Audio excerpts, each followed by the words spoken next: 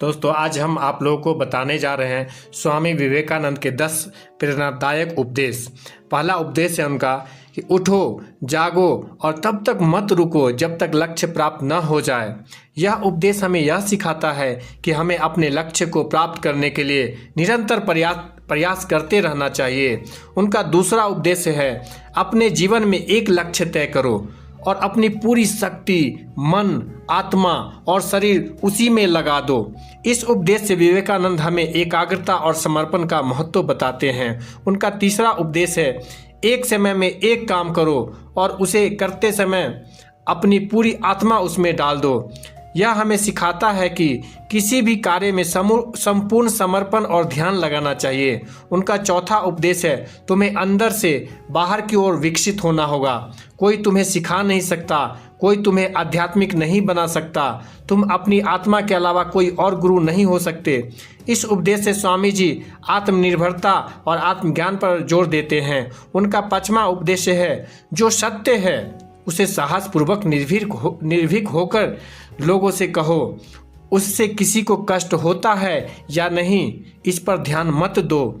यह उपदेश सत्य को निर्भीकता से अपनाने और प्रस्तुत करने की प्रेरणा देता है। उनका छठा उपदेश है डरो मत। जब तक तुम अपने आप पर विश्वास नहीं करते, तुम भगवान पर कभी भी विश्वास नहीं कर सकते। विवेकानंद हमें आत्मविश्वास और ईश्वर में विश्वास के बीच को संबंध को समझाते हैं। शक्ति जीवन है, कमजोरी मृत्यु है। विस्तार जीवन है, संकुचन मृत्यु है। प्रेम जीवन है, घृणा मृत्यु है। यह हमें सकारात्मकता और प्रेम के महत्व को बताता है। किसी की निंदा न करें। अगर आप मदद करते हैं तो करें, यदि नहीं कर सकते तो अपने हाथ जोड़कर उसे अपने रास्ते जाने दें। यह उपदेश दूसरों के प्रति दया और सहानुभूति की शिक्षा देता है। उनका 9वां उपदेश है सभी शक्तियाँ आपके अंदर ही हैं। आप कुछ भी कर सकते हैं, जो चाहे वो कर सकते हैं।